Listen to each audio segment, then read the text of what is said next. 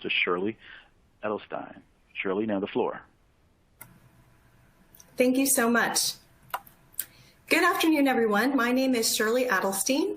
I'm a Senior Social Science Research Analyst in the Office of Planning, Research, and Evaluation for the Administration for Children and Families, and I serve as one of the federal project officers who oversees HomVEE. We regret that Naomi Goldstein is unable to join us today, but on behalf of Naomi and OPRE, we're delighted to welcome you and thank you for your interest in HomVEE. It's my pleasure to introduce Kyle Peplinski to kick off the webinar. Kyle is the Branch Chief for Policy, Data, and Technical Assistance Coordination for the Division of Home Visiting and Early Childhood Systems in the Maternal and Child Health Bureau of the Health Resources and Services Administration. HRSA is a key partner for HomVEE and oversees the administration of the Maternal, Infant, and Early Childhood Home Visiting Program in partnership with ACF. Kyle, thank you so much for being here. Thank you, Shirley. And on behalf of HRSA, I'd like to echo Shirley's thanks and welcome you to today's webinar. As with many of the research and evaluation programs related to the Maternal, Infant, and Early Childhood Home Visiting Program, or what we refer to as MCVEE, HRSA collaborates with ACF to continue to build the evidence base for home visiting and to ensure that research and evaluation activities are well aligned with MCVEE program priorities. The HomVEE review is no exception. Over the past 2 years, both HRSA and ACF have worked closely with Mathematica as they made updates to the HomVEE standards and procedures. We're pleased that for the first time since its inception, the HomVEE review has significantly updated and published its standards and procedures through this handbook that the team will be discussing today. We hope that this handbook provides additional transparency around the review process, as well as an invaluable resource to model developers and program evaluators as they design their studies and continue to build the evidence base for home visiting. After all, the evidence base is one of the hallmarks of the MCVEE program, and the HomVEE review is key to understanding which home visiting models demonstrate evidence of effectiveness. Again, thank you for joining, and with that, I'll pass it back over to Shirley to walk us through today's agenda. Thank you, Kyle. Our agenda for today will include content presented by HomVEE staff at OPRE and Mathematica. Broadly, the content aims to highlight updates to HomVEE standards and procedures and to describe plans for applying the updates beginning with the 2021 review. I'll start us off with some brief background on the HomVEE review. Next, Emily Sama-Miller will provide an overview of the HomVEE review process and discuss updates to procedures that guide the review. Emily is a senior researcher at Mathematica, and she serves as HomVEE's project director. Julieta Lugo-Gil will then discuss updates to the standards that guide the review. Julieta is a senior researcher at Mathematica and has overseen key portions of the updates to HomVEE's standards. Finally, I'll describe HomVEE's plans for rolling out the updated version 2 procedures and standards, and then we'll open it up to Q&A. So let's begin with a brief background on the HomVEE review. As home visiting models have become more widespread, understandably there's been increased interest in offering models that have established evidence of effectiveness. In that spirit, HomVEE was launched in 2009 to review the research that examines early childhood home visiting models. HomVEE is sponsored by the Office of Planning, Research, and Evaluation for ACF in partnership with HRSA. Now, one important use of HomVEE's results is to determine which home visiting models meet the Department of Health and Human Services criteria for an evidence-based early childhood home visiting service delivery model. This designation is a key requirement of eligibility for programs implemented with funding from the MCVEE program. In accordance with MCVEE's authorizing statute, state and territory awardees must spend the majority of their MCVEE program grants to implement evidence-based home visiting models. Up to 25% of funding is available to implement promising approaches that will undergo rigorous evaluation. The MCVEE program is administered by HRSA in partnership with ACF. HomVEE's mission is to conduct a thorough and transparent review of early childhood home visiting models. Specifically, HomVEE provides an assessment of the evidence of effectiveness for models that serve families with pregnant women and children from birth to kindergarten entry. Of course, not all evidence is based on equally well-designed research. As a systematic review, HomVEE assesses the quality of research evidence based on our published procedures and standards. Many of those align with other federal reviews, as we'll discuss, particularly the Department of Education's influential What Works Clearinghouse. HomVEE reviews and summarizes eligible, well-designed research on early childhood home visiting models and identifies which models are evidence-based. This determination is based on specific criteria for evidence of effectiveness established by the U.S. Department of Health and Human Services for the HomVEE review. Now, for the first time since launching HomVEE, ACF has substantially revised selected procedures and standards for the HomVEE review, which will be the focus of our discussion today. Now, you'll see that we'll be talking a lot about both procedures and standards, so I just want to take a moment to clarify the distinction. HomVEE procedures describe how HomVEE conducts its review process. In other words, the definitions, rules, and steps that HomVEE follows to ensure its evidence review is systematic, consistent, and free from bias. This includes how HomVEE identifies eligible research, prioritizes models for review, and reports its results. HomVEE standards describe how HomVEE assesses the rigor and quality of research, including the requirements for reported findings to receive a rating of high, moderate, or low. As I'll be discussing in greater detail later in the webinar, the standards generally won't be retroactively. In other words, we generally won't re-review most studies with the new standards. However, we do plan to apply certain updated procedures, such as new definitions, to all research. It's important to note that the new standards aren't typically stricter. Instead, they're intended to be clearer and to better align with the latest standards from other key federal evidence reviews. Additionally, HomVEE has sought through our version 2 updates to address critical topics in the evolution of the home visiting field.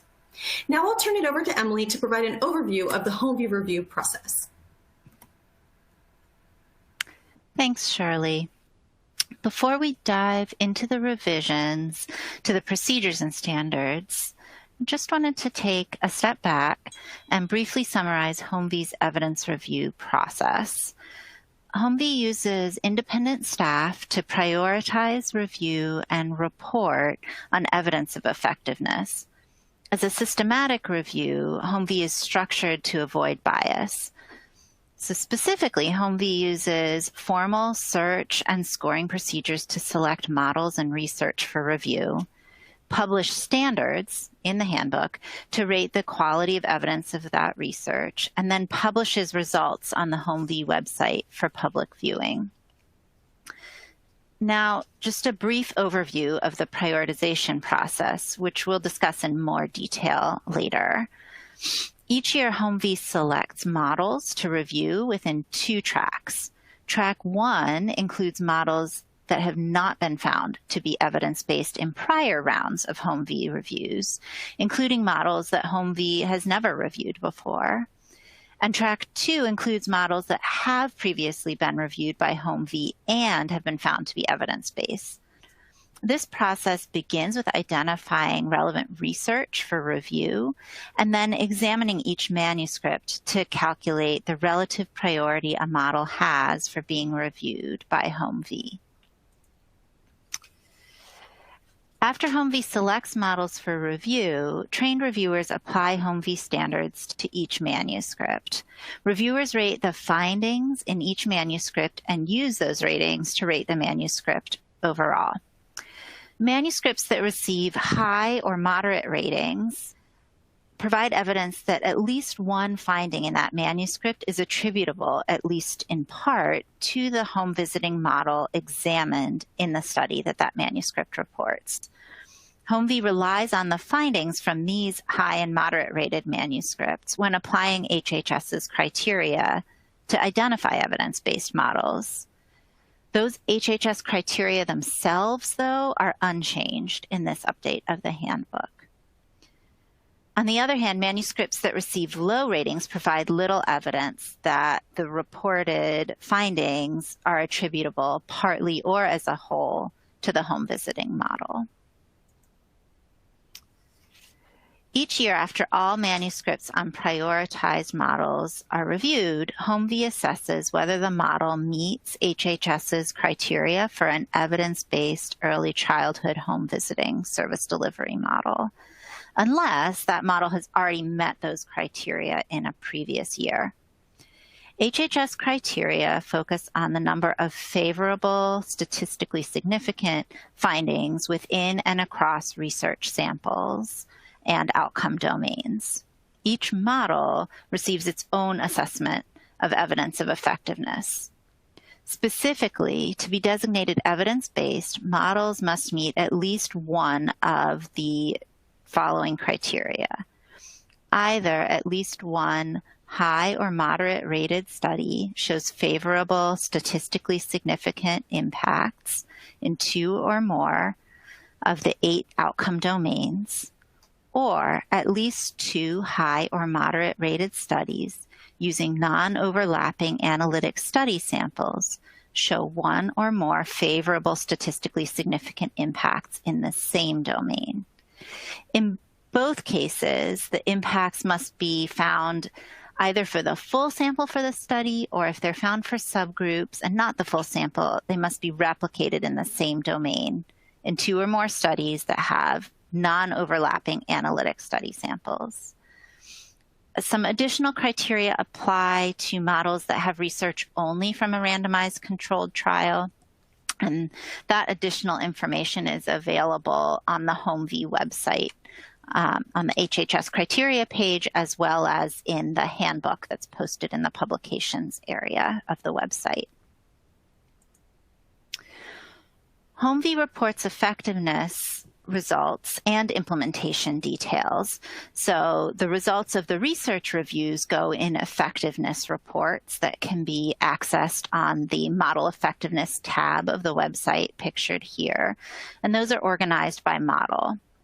HomVEE also provides details in accompanying implementation profiles for each model about how that model is designed to be implemented. Those are also available on the website on this Model Implementation tab that's pictured on the right. So now we'll spend some time discussing HomVEE procedures, which, as Shirley explained, is how HomVEE conducts its review. And later we'll return to a review of the HomVEE standards themselves. Our overview of procedures is going to highlight some key content, some new definitions of terms that were established in the version 2 handbook, revisions that HomVEE made to search and screening procedures, a detailed review of how models are prioritized for review. This process, the prioritization process, has had only minor revisions, but we'll go through it in detail because we know it's of high interest to HomVEE's stakeholders. And then finally, we'll give a quick overview of 2 other procedural changes: how HomVEE handles supplemental information and how HomVEE reports subgroup findings. So this presentation is going to focus both on topics that were changed and were unchanged by the version 2 revisions. And throughout, we'll use this blue badge that you see on the bottom of your screen to denote which things that we're talking about are actually changes in the handbook. We don't have time to cover all of the nuanced changes, so we really encourage viewers of this webinar to go to the HomVEE website and view the handbook there. And the first exhibit 1.2 in that handbook, is a detailed listing of all of the changes in the handbook. HomVEE defined key terms in version 2 of the handbook, and 3 of those terms are the definition of study, manuscript, and finding. So I'll go through those now. A study is an evaluation of a home visiting model implemented with a distinct sample enrolled in the research investigation at a defined time and place by a specific researcher or research team. A study, though, might produce one or many manuscripts that describe the study results. So, for example, as researchers follow a sample over time, the researchers may release different manuscripts for each follow-up period. Manuscripts may be published or unpublished research, a journal article, book chapters, working papers. Typically, one manuscript reports findings from only one study. Each manuscript usually includes multiple findings, though, and findings summarize the effect of the model on a specific study sample, on specific outcome measures at a specific time point from a specific analysis. Under version 2, HomVEE made 3 key changes to how we find relevant research. First, HomVEE implemented a 20-year moving window for manuscripts, with an exception for manuscripts that are submitted or have previously been submitted to the annual call for research. Previously, HomVEE had searched back to 1989, which was 20 years before the review's inception. Second, HomVEE is now going to use a modified version of the peer review of electronic search strategies, or PRESS method. And it refines the search terms and recognizes accepted library science practice, and was just an opportunity to confirm that HomVEE search terms align with the review's focus. Through this process, HomVEE added a few refined the search terms, but then HomVEE also added a few search terms based on recommendations from stakeholders and experts that were received during the public comment period in August. HomVEE also expanded the annual search to gray literature databases. And these include Google Scholar, Harvard's think tank search, and a pair of preprint servers, which are the Open Science Framework and medRxiv. HomVEE screens all the relevant research based on screening criteria that we cover in the handbook. And these screening criteria are actually largely unchanged from the original procedures. Now, due to limited resources, HomVEE cannot review every model identified through the literature search each year. So after identifying and screening all of the relevant research, HomVEE uses a formal process to identify which models to review that year. This process is called the prioritization process, and it's guided by prioritization points, which HomVEE assigns and calculates in 4 steps. And I'll go through those 4 steps now. For those viewers who are noticing that the font on the slide might be a little small to read, this is captured from the handbook, so you can go there to see the details of the graphic, and I'll go through each step individually next.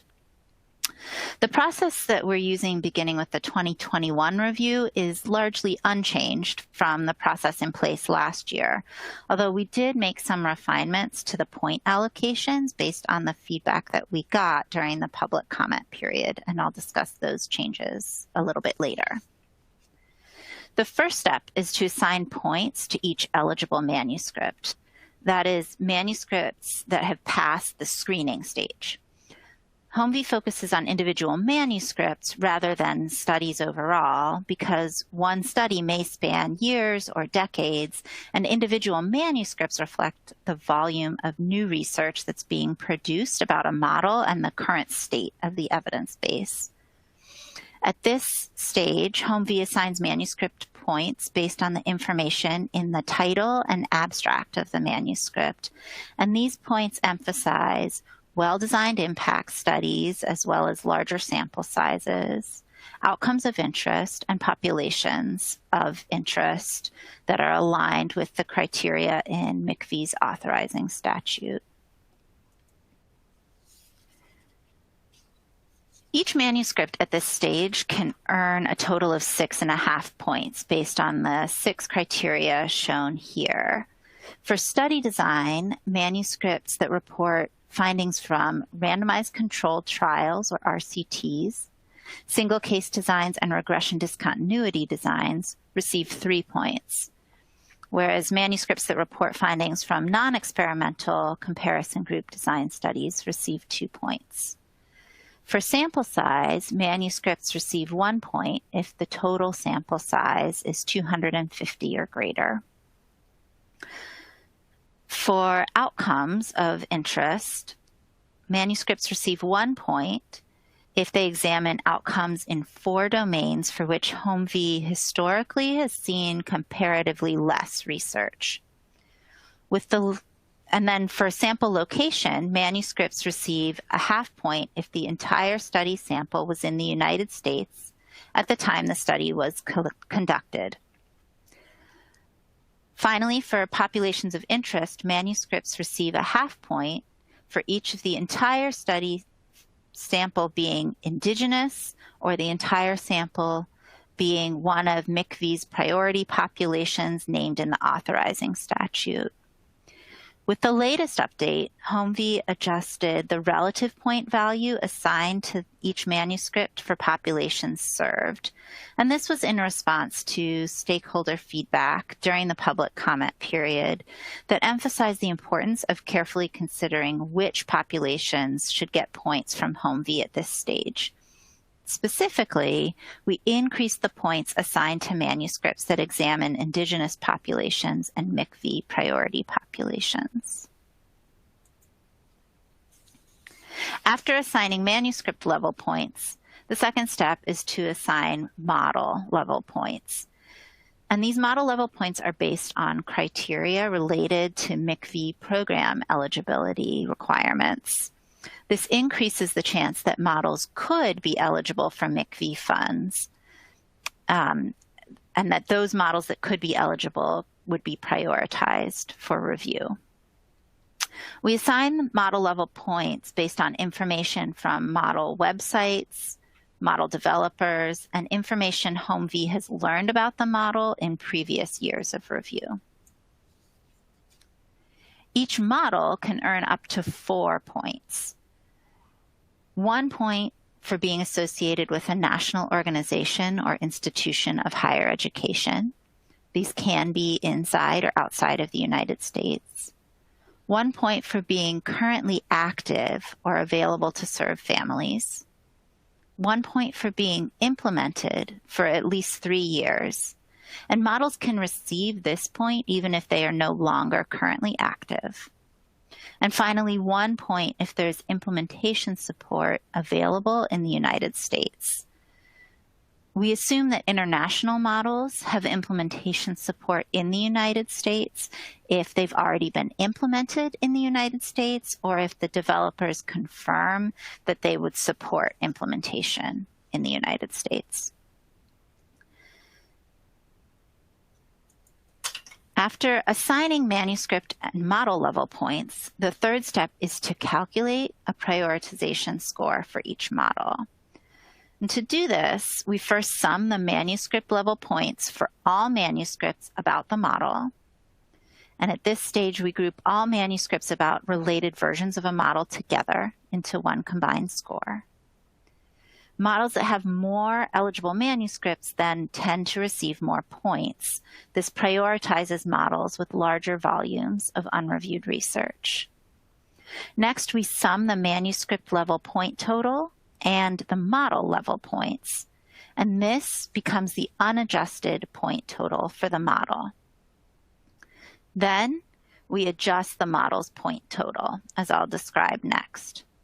The model's final prioritization score is that point total multiplied by the adjustment factor.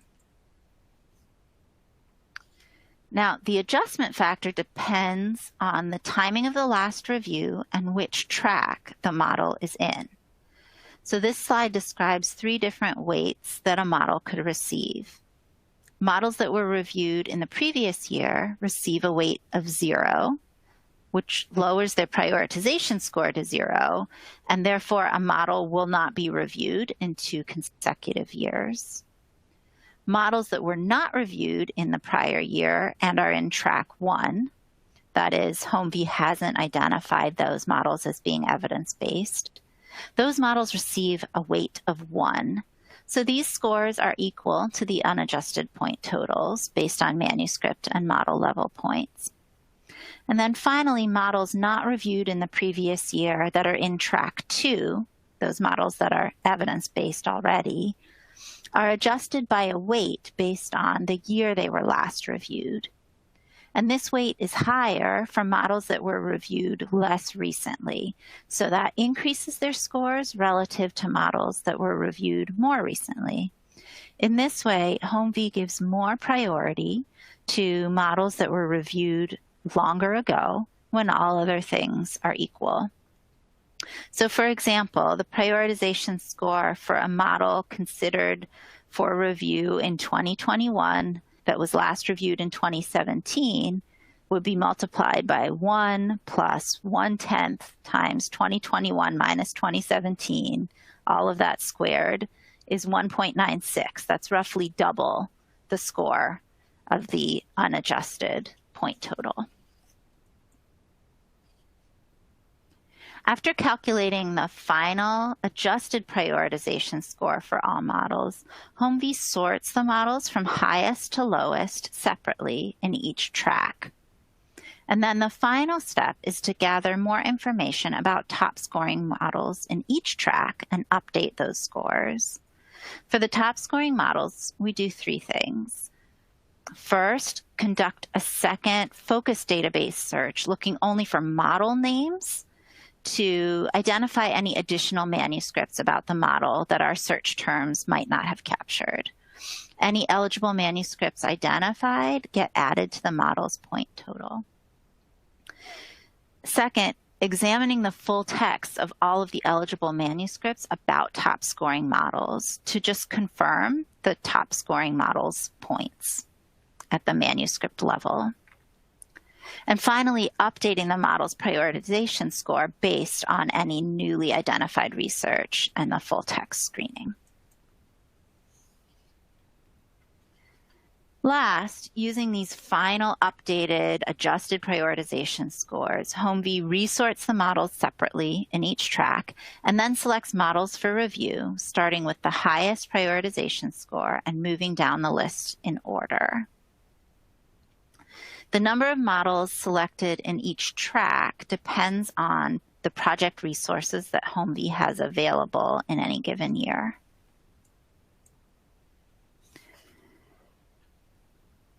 Now, switching gears from prioritization, I wanted to cover a couple of procedural clarifications that might be of interest to HomVEE's users. One important procedural topic that HomVEE clarified in the version 2 handbook is the circumstances under which we accept supplemental information as part of the review. And supplemental information can take 2 forms, new information and new research. New information might be about a study's methods and procedures. HomVEE will incorporate this new information into the review if it's provided in direct response to an author query that HomVEE issues and is submitted in time.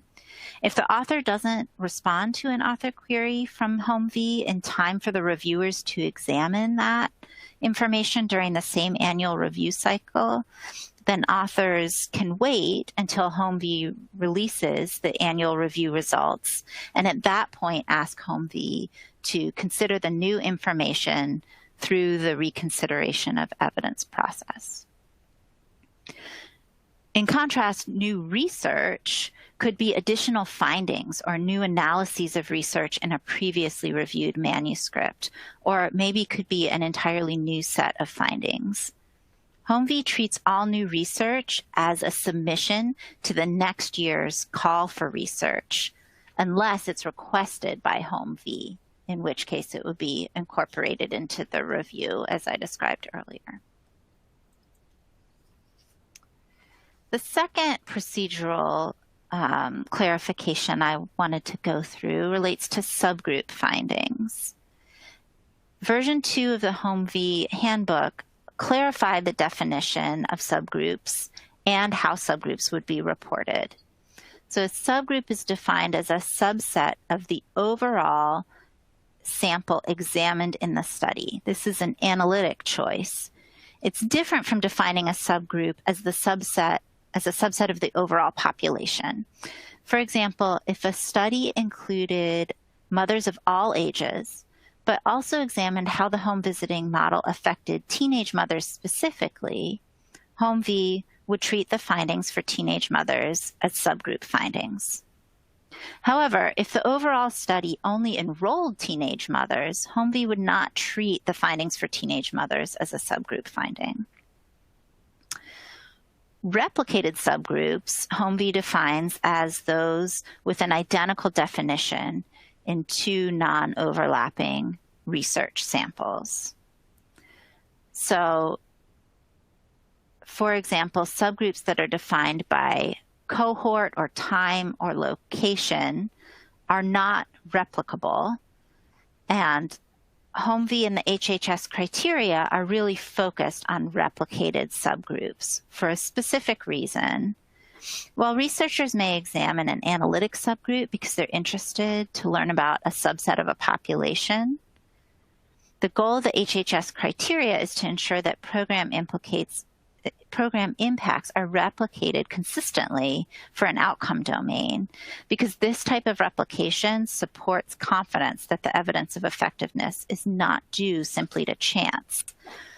So HomVEE only reports subgroup findings from well-designed research if the subgroup is replicated. However, to help users understand what the research includes, HomVEE will provide a listing of the non-replicated subgroups that are included in well-designed research, beginning with the 2021 review results. So now I'll turn this over to Julieta to provide some more details about the specific standards that HomVEE uses to rate the quality of research that we review. That is how we assess our level of confidence that a home visiting model caused the observed impacts within research that HomVEE reviews. Thank you, Emily. As Emily mentioned, the focus of this section is to provide you with an overview of the standards that have changed since version 1. These changes include new validity and reliability standards, a revised baseline equivalence requirement, and changes in how we review the approaches with missing and imputed data, in the methods of a statistical adjustment that are acceptable, and in how we review repeated measures approaches and structural equation models. As in the procedure section, a little blue badge is going to highlight the standards that have changed in version 2. The eligible designs for review in HomVEE are randomized controlled trials, or RCTs, and quasi-experimental designs, or QEDs. These designs differ in how they assign members to different groups. So that is, RCTs assign them randomly, while in QEDs, the assignment is not random. QEDs include single case designs. In these type of designs, the intervention and comparison conditions are assigned to a single family or a small group of families at different time periods. In regression discontinuity designs, the effect of the intervention is estimated as the difference between mean outcomes of the intervention group members and comparison group members at a cutoff point. In non-experimental group designs, researchers created an intervention and a comparison group based on convenience or a statistical technique that matches sample members in each group. HomVEE used to refer to NEDs as match comparison group designs, but we adopted the new term NED to clarify that these types of studies can use a range of designs and are not limited to those that use statistical matching techniques. In both RCTs and NEDs, the impacts of a home visiting model are estimated by comparing outcomes between an intervention group and a comparison group. HomVEE does not consider simple comparisons of outcomes before and after the intervention to be eligible for review.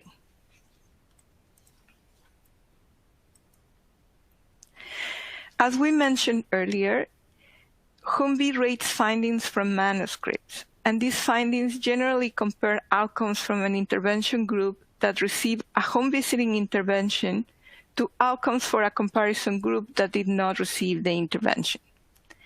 The comparisons, or contrast, that are eligible for review in HomVEE are those that allow us to answer HomVEE's core question: which is whether an early childhood home visiting model is effective. Because of this focus, a study then must examine the home visiting model in its entirety. If a design isolates a certain feature of a model, this design is not going to be eligible for review, because knowing that a certain model feature is effective does not establish that a model consisted of these multiple features is effective overall. More specifically, the comparisons that are eligible for review include comparisons in which the intervention condition is an early childhood home visiting model, and the comparison condition is either any other intervention that is different to the home visiting model, or the business as usual condition, which is the services routinely available to the population under study. With this type of designs, researchers are able to isolate the effect of the home visiting model, and that's why they are eligible. The contrasts that isolate the effect of a model feature or group of features are generally not eligible for review. This is, again, because knowing that a certain model feature is effective does not establish that the whole model is effective. Finally, contrasts that examine a combined home visiting models are not eligible either, because they do not allow us to identify whether the effects are due to one of the models in particular or to the combination of the models.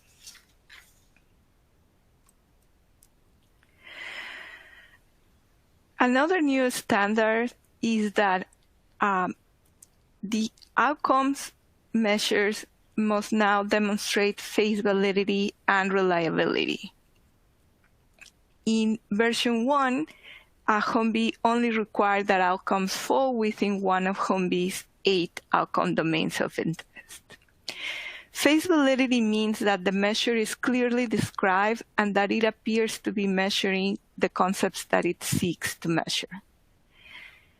And reliability indicates the extent to which the measure is actually measuring the concepts accurately or consistently across different people or in different settings. With this new standard, HomVEE ensures that findings are based on outcome measures that clearly and consistently measure concepts of interest to HomVEE. Findings that are based on measures that do not meet the face validity and reliability requirement will rate low. And reviewers may follow up with authors to query for this information and request citations.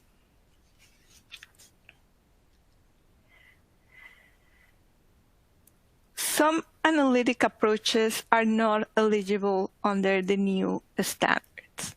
The approaches that are eligible are those that answer the main HomVEE question, which is whether a home visiting model is effective. Questions that focus on the mechanisms behind how a model works or the settings where a model might work best, and the populations who benefit the most from a particular model, which are important questions, will be outside of the scope of the HomVEE review and therefore not be eligible. This means that most mediating and moderating analyses, which focus respectively on how or the circumstances under which a model works, or whether the model works equally well for different groups, will not be eligible for review. Additionally, all the analyses that control for endogenous characteristics will not be eligible. Endogenous characteristics describe participant behavior that emerges after a study participant learned their group assignment or are behaviors that could be affected by a home visiting model. When the analysis uses endogenous characteristics, we can no longer know whether the intervention or the change in behavior is creating the effect on outcomes. This creates bias estimates of the intervention effectiveness outcome. So we can, as an example of what it means to include an endogenous variable, think of a study that measured the effects of home visiting services on children's language and literacy skills. And if these analyses, at the same time that is trying to estimate the effect of the home visiting model, is controlling for a variable, say, measured at halfway through the intervention that is trying to capture parent and child engagement, this engagement variable or characteristic is going to be picking up the effect of the home visiting model, because the home visiting model wants to influence parent-child engagement. So then we are going to be looking at an effect that is capturing both the effect of the intervention on the outcome, but at the same time, the effect of the intervention on parent-child engagement and the effect of parent-child engagement on the outcome. So then our effect that we see of the intervention is biased because it's capturing these two effects at the same time. And we don't know if it really is the intervention or is this change in parent-child engagement that actually caused the effect in outcomes. Finally, HomVEE considers treatment on the treated analysis to be eligible. However, intent to treat estimates are preferred, and the HomVEE review will focus on the intent to treat estimate if available.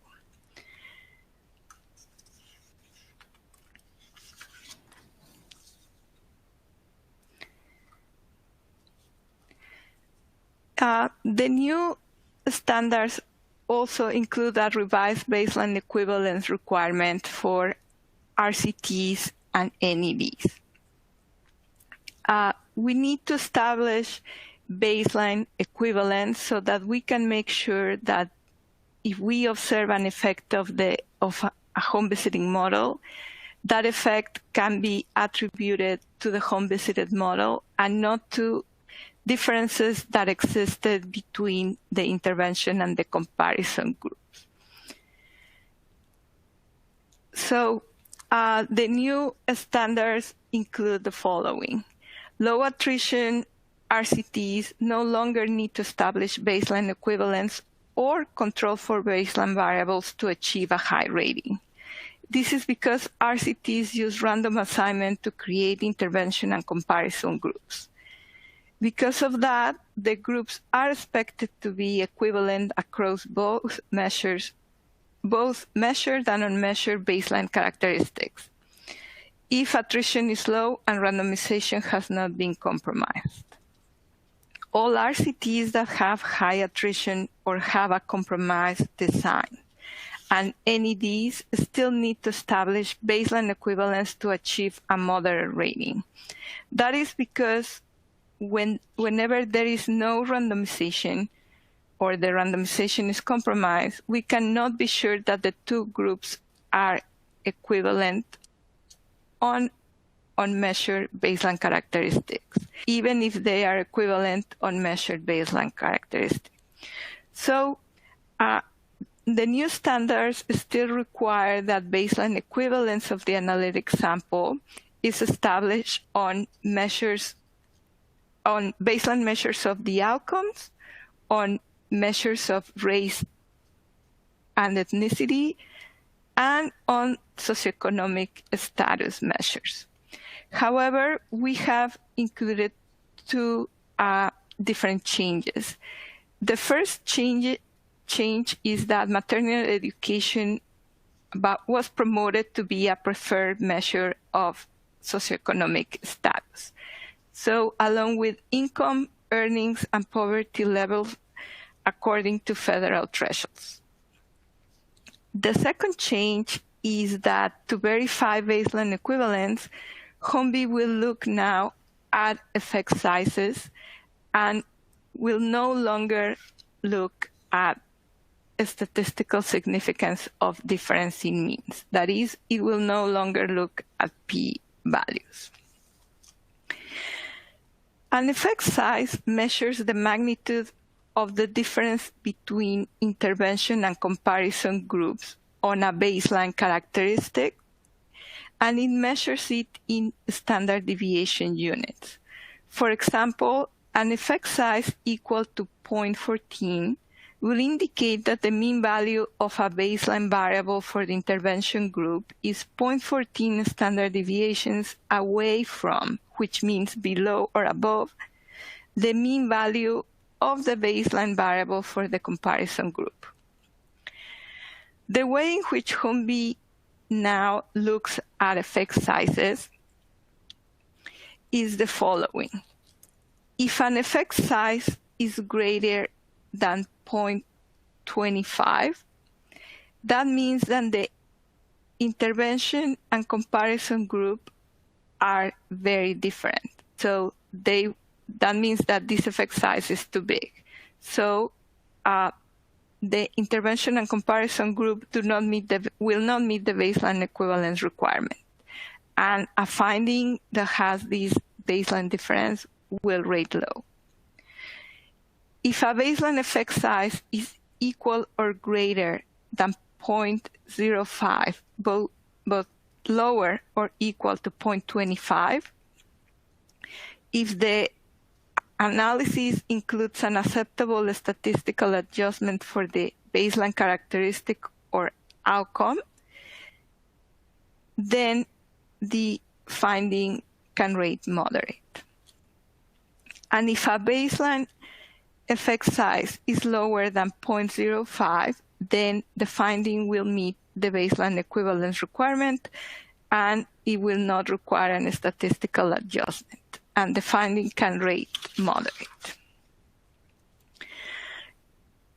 If the baseline data were imputed, then HomVEE will apply different standards that we are going to discuss in more detail later on.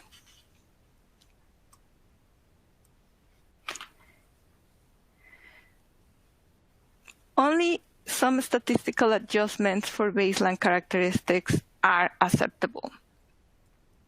As noted in the previous slide, whenever the effect size is greater than 0.05 but less or equal to 0.25, studies can still meet the baseline equivalence requirement, and then the findings can rate moderate if they use an acceptable statistical adjustment to account for these differences.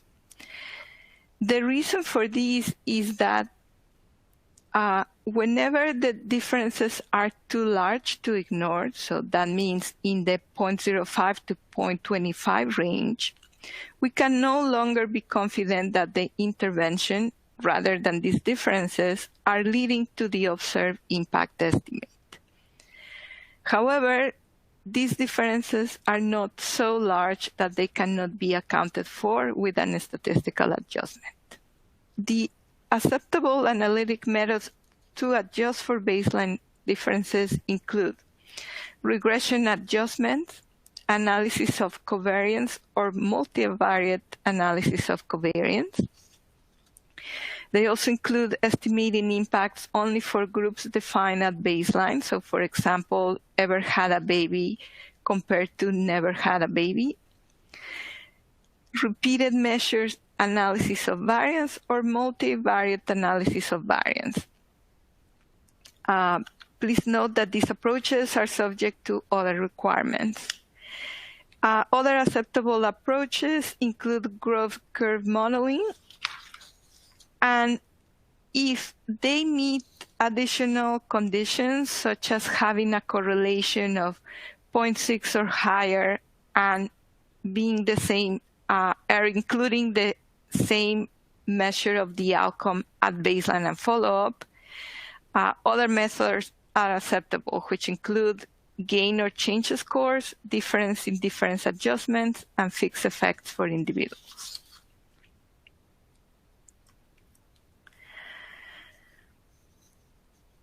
In version 2 standards, we have included a new approach to review analysis that include missing data. We have clarified which methods are acceptable for handling missing data. If analyses do not use one of these methods, then they will, the findings from this analysis will rate low. The acceptable methods for handling missing data include complete case analysis, regression imputation, maximum likelihood estimation, and non-response weights. Using non-response weights only applies to missing outcome data, but not to missing baseline data. Similarly, it is acceptable to replace missing baseline data with a constant and combine these with including a missing data indicator. So this method is not acceptable for missing outcome data, only for missing baseline data. Whenever HomVEE calculates overall and differential attrition rates, sample members with imputed outcome data will be counted as missing. In addition, version 2 adopted the WWC standards, version 4.1, to review analytic approaches based on missing data.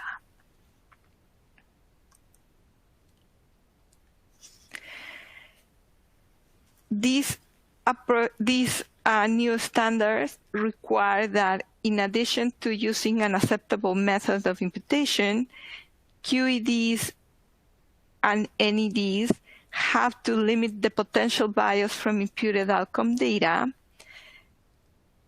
and, or if applicable, they must establish baseline equivalence using the largest baseline difference, accounting for missing or imputed data.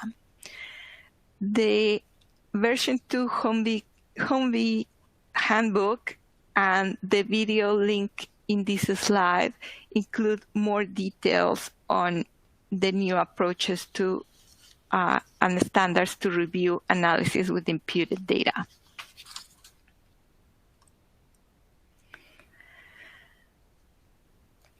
Another new standard applies to repeated measure analyses.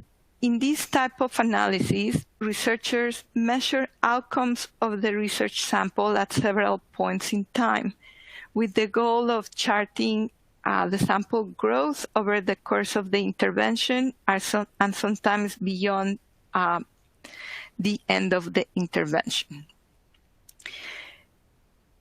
In the new standard, HomVEE requires that findings from repeated measures analyses that include multiple follow-ups report findings for each of the individual time points.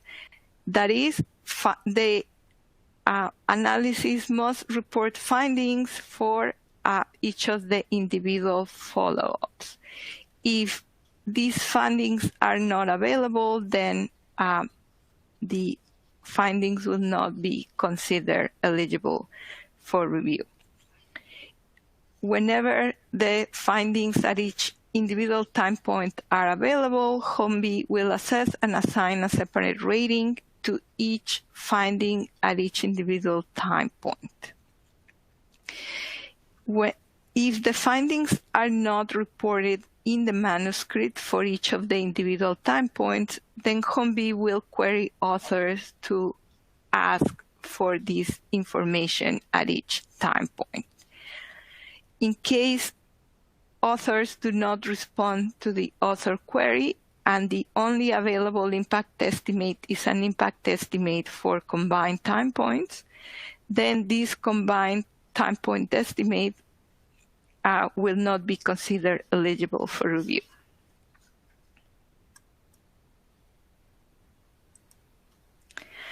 Finally, another new standard in version 2 of the handbook applies to the structural equation models approaches. These are also known as SEM approaches. SEM is a statistical technique that examines the relationship between a dependent variable and two or more independent variables. To be eligible for review, an SEM approach must present a path diagram for the model. If the path diagram for the model is not available, HomVEE will issue an author query to request this path diagram. In the path diagram, the researchers must include or indicate clearly that there is a direct pathway from the intervention to an outcome and that there are no pathways leading to that outcome from another outcome. If this does not happen, then that particular estimate is not eligible for review. Another requirement is that the model must be identified. That is, that the degrees of freedom must be greater than the number of parameters that are estimated in the model. If the model is not identified, then the findings are not eligible for review either. Now I pass the presentation back to Shirley. Thank you so much, Julieta. I'll be discussing the rollout plans for version 2 procedures and standards. HomVEE plans to apply the version 2 procedures and standards beginning with the 2021 annual review. For models that are not evidence-based, HomVEE's plan is to review all research, and that includes any previously reviewed research, using version 2 at the time a model is prioritized for review using the process that Emily described earlier in the webinar. For models that are already evidence-based, it's important to note that HomVEE will not generally retroactively apply the new standards to research that has already been reviewed by HomVEE. There are two exceptions to that. First, HomVEE will review previously reviewed single case design research for any model selected for review using the new standards. This is because the requirements of the previous standards meant that single case design research reviewed to date has never contributed to an evidence rating. This may now change. Second, HomVEE will re-review subgroup research for any model selected for review in cases where there's research on a replicated subgroup, but only a portion of that research was previously reviewed under the old standards. Because replicated subgroup findings must be considered together, if the subgroup replication straddled the timing of the update to HomVEE's standards, HomVEE will review both sets of subgroup findings using the newest standards. HomVEE will retroactively apply its clarified terminology along with certain procedures to all research. Specifically, in order to promote consistency in reporting across the review, clarifications about the outcomes and contrasts eligible for review in each domain, and the clarified definitions of study, manuscript, and subgroup will apply retroactively to all research on models, and this is true regardless of the model's evidence-based status, whether the model is prioritized for review, and whether HomVEE has reviewed the manuscript before. We do realize that this presentation has covered a lot of information. You can find detailed descriptions of HomVEE's revised procedures and standards in our handbook, which is published on the HomVEE website, and the link is presented on this slide. I also wanted to mention that there are a couple of areas in which HomVEE is continuing to work on refining our procedures and standards, and we expect to publish updates on them in the future. First, HomVEE has decided to continue refining our plans for defining and reviewing model versions. As we mentioned at the beginning of the webinar, the updates that are in the HomVEE version 2 handbook incorporated public comments based on 2 Federal Register notices we released in August. One of those notices focused specifically on the topic of proposed definitions and procedures related to model versions.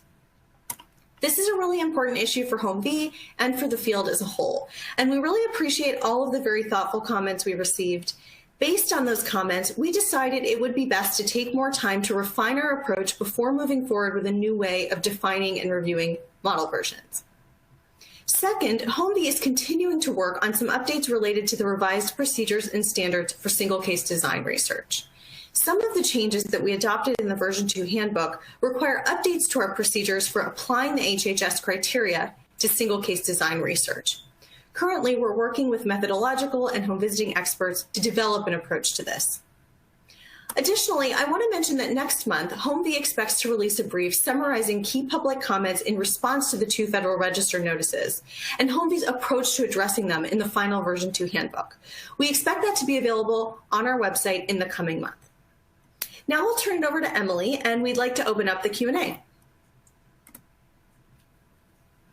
Thanks, Shirley. Before I start addressing some of the questions, I'm just going to rewind a couple of slides because I wanted to put back up the link to the handbook. For anyone who might be dialed in on audio and can't see the link, that's available at https://homvee.acf.hhs.gov/publications/methods-standards. And just want to make sure that folks can access that if they need to. The brief that Shirley mentioned will be available also in the publications area of our website when it's published. And in addition, the recording of this webinar and its slides will be available on the publications area of the website in the webinars section of the dropdown in a couple of weeks. So in terms of questions, we've received a few questions about our procedures and a few questions about the standards. So we'll start with procedures questions. One question was, are MCVE promising approaches also prioritized? And can promising approaches be reviewed in 2 or more years in a row? The answer to the first question is that the MCVE program may coordinate with HomVEE to review promising approaches that are implemented and evaluated under a MCVE grant. And the answer to the second question is that just like other models, promising approaches cannot be reviewed 2 or more years in a row. I believe Shirley mentioned an exception to this, but I can't recall that in this first year that standards are rolled out, HomVEE is temporarily suspending that rule that a model has to wait for at least 2 years to be prioritized again after it's been reviewed.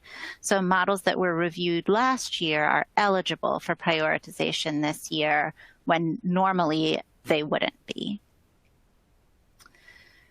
A second question we received is, when a model is being reviewed, is there a way to know the cutoff for submitting items during the year that the model is being reviewed? So for this, I'm just going to go back to an earlier slide about additional information.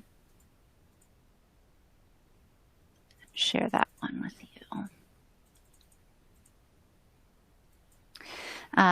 So each year, HomVEE issues a call for research in around the middle of November, and it closes in early January. Anybody can submit any research during that time, and that's considered as part of the prioritization process in the following year's review. So, for example, in November 2020, we issued a call for research, and that closed at the beginning of January. All of that research will be considered as HomVEE prioritizes models for review in 2021. In addition, any research that came in from early January 2020 until November, when the call for research wasn't formally open, but people may have sent us papers, that is also considered towards the 2021 review. And then the exceptions for new information is if it's new information about a study's methods or procedures that HomVEE specifically asked for in an author query, that information will be incorporated into the current year review, not needing to wait a year. Otherwise, any new research is treated as a submission to the following year's call for study. So for example, if HomVEE were to ask an author in March of 2021 to provide some additional information about their study's methods and procedures, and the author wrote back and answered those questions, but the author also attached an in-press manuscript of a journal article that's not available yet and said, you may also be interested in this article. HomVEE would take that article and log it as a submission to the call for studies that closes in January 2021 and would start considering that as part of the 2022 prioritization process. All right, so now let's go to some of the questions about about standards, excuse me. Oops. So one of the questions that we received about standards was to please explain the bullet on ineligible, all analyses that control for endogenous characteristics. Again, that one's pretty complex. So Julieta, I'll let you explain that, and I'll just go back a little bit to slide 35, that where you were speaking about that point. Yes, thank you, Emily. So yes, so what does it mean to have an endogenous variable or an endogenous characteristic? So, and the way HomVEE understands endogenous characteristics is that these are behaviors, but these are behaviors that happen after the study participants learn about whether they are participating in the intervention or not. So they learn about their treatment status, or these are behaviors that can be affected by the home visiting model.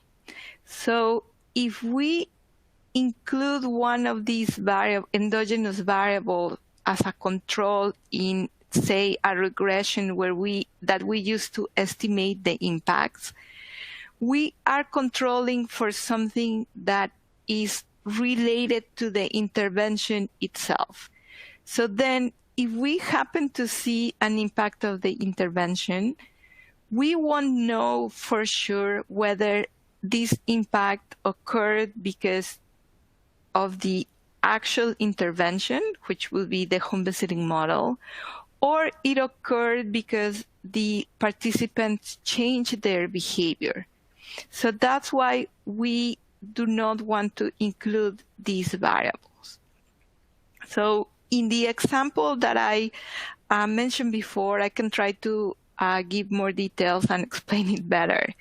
So think of an evaluation of a home visiting model that was implemented for 2 years. And think of this study as having a baseline assessment, an assessment at 12 months, and an assessment at 24 months. That is after the baseline. And imagine that the main outcomes on these evaluations are to see the effects of the home visiting model on children's language and literacy skills at 24 months after the baseline.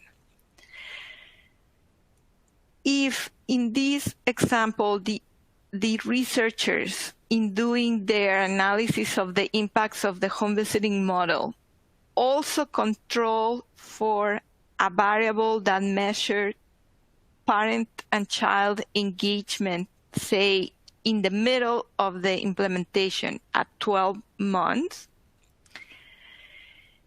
because you could think that parent-child engagement will be related to children's language and literacy skills.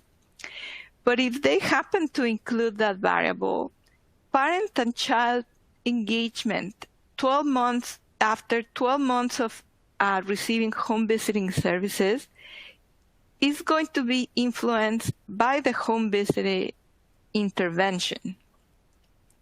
So then if we happen to observe an impact at 24 months after the baseline, then we really don't know whether that impact is due to the home visiting model, or is it due because parent and child engagement improve either because of the home visiting services or because other factors that we don't know. So when we see these, we consider the impact estimate to be biased because we cannot separate these effects. So that's why whenever we see a finding that comes from an analysis that includes an endogenous variable, HomVEE is not going to consider it eligible.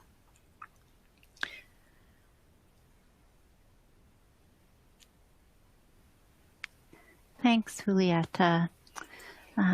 There is one other standards question here related to the baseline equivalence requirement. And the question is, if the baseline equivalence is less than 0.05, why is it only rated moderate and not high? So I think this one is a little easier. So what happens is that findings that rate high do not need to establish baseline equivalence. So if they rate high, the assumption is that the differences in baseline measures are small enough. So only findings that at best can get a moderate rating need to establish baseline equivalence. So to get a rating of moderate, they need to meet the requirement. So if they show that in the required baseline variables, the effect size is lower than 0.05, then they meet the baseline requirement and they do not need to do a statistical adjustment for that baseline characteristic. But because they were only eligible for, at best, a moderate rating, then they will receive the moderate rating. Great. So I hope that answers their question. And I don't know if we have a way to provide additional information if needed. We do have 15 minutes left in our webinar time, and a couple more procedure questions came in while you were speaking. So why don't I answer those, and if people have standards clarifying questions, they can send those in, or they might find the answers in the handbook afterwards. One of the questions that came in asks, if evidence-based models are changing their implementation practices, how does HomVEE take this into account when determining whether or not it still meets the criteria for its evidence base? So I think that this question might be about this slide. So I'm going to answer what I think you're asking, but if this is not what you're asking, please write in to clarify. So I think you're asking how we might assess whether implementation support is available if the model changes over time. And the answer to that is that we examine this again each time that a model has new research and we're considering it as a candidate for that year's prioritization. We look again at information on model websites, anything new the developer may have told us, and previous HomVEE reviews for this information.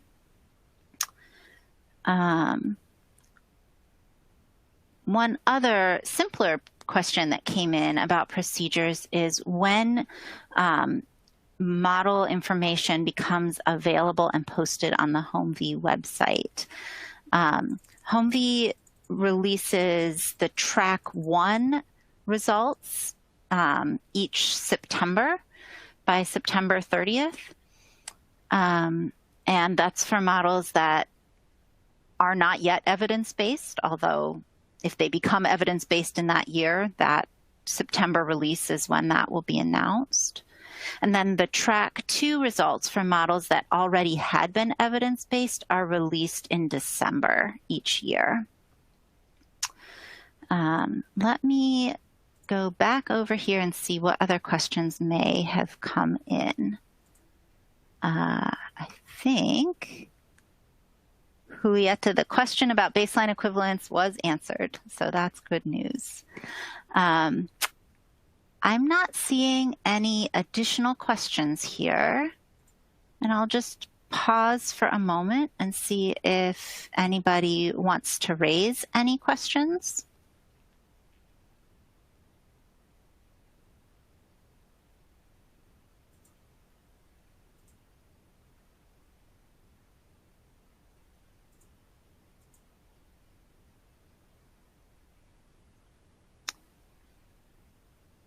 Okay, I'm not seeing any more coming in. If you have any further questions or comments, you can reach the HomVEE team at HomVEE, HomVEE, at acf.hhs.gov. That contact information is also posted on the HomVEE website. And Shirley, I just want to invite you to make any closing remarks that you might want to make as we end. Thanks, Emily. I just want to take a moment to thank all our speakers today and all of our attendees for joining this webinar. We encourage you to visit the HomVEE website to read our handbook, review results from HomVEE, and learn more about the review. We really appreciate your time today, and we hope you will visit us in the future. With that, this concludes our webinar for today.